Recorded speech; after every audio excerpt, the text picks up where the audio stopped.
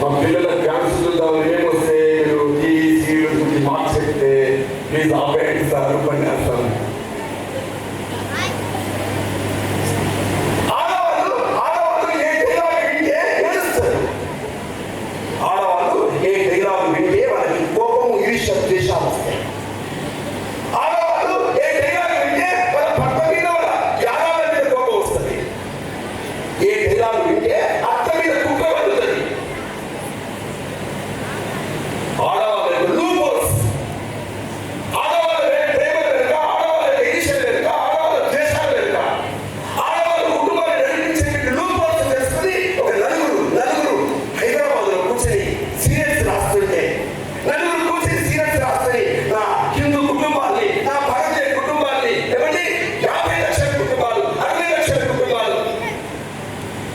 చూసి నా కుటుంబాలు విచ్ఛిన్నమైపోతుంటే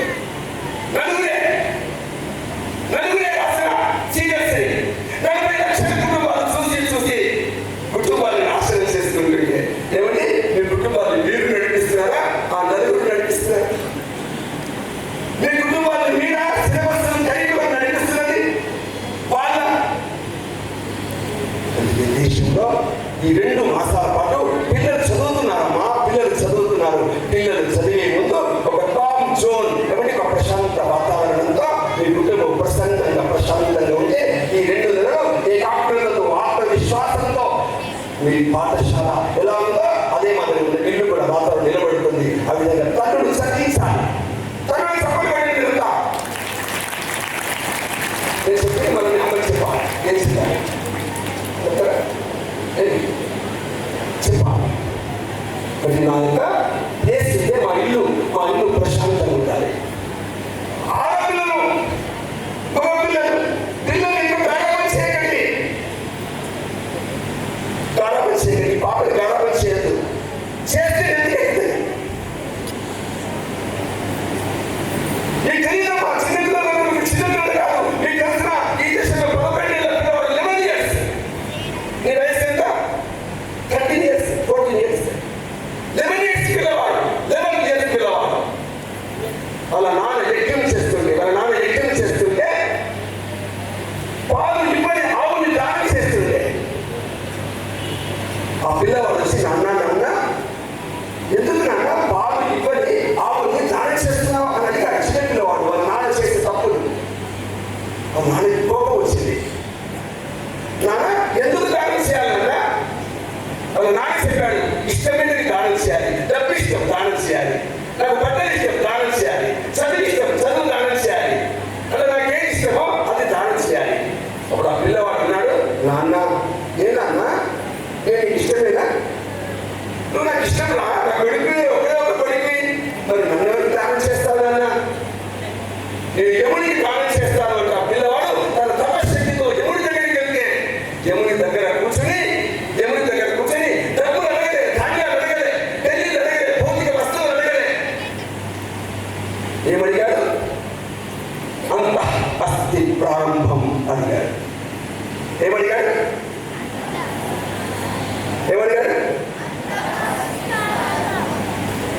ఎక్కడ ముగింపు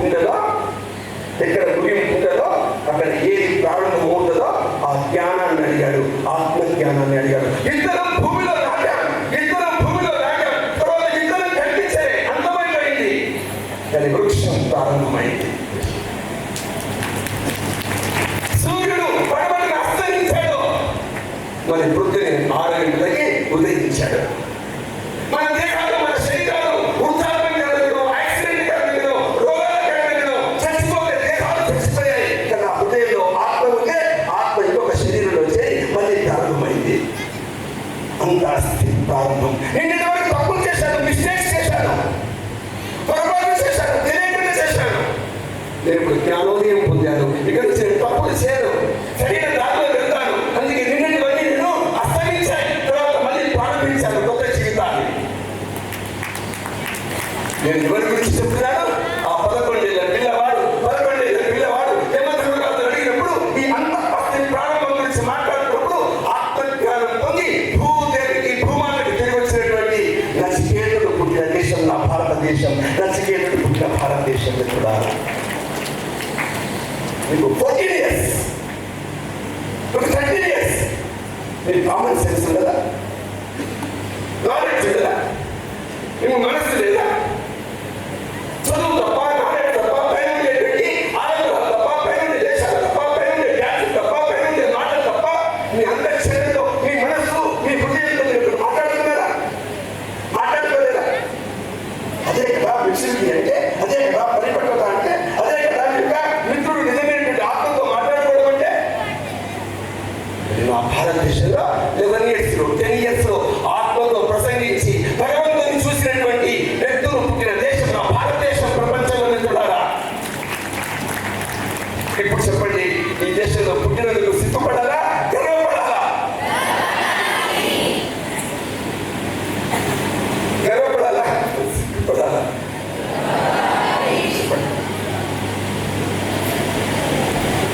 చాలా ఉపన్యాసం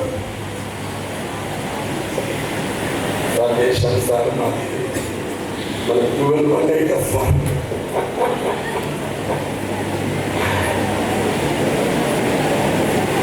చాలా సంతోషం.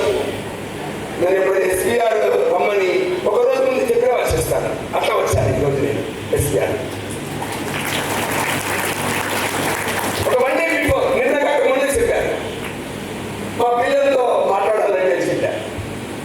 నేను చూసాను ఈ చిన్న పిల్లలు మాట్లాడుతున్నారు, మహాత్ని మాట్లాడుతుంది, అంతకంటే ముందు సూర్య ఏమైనా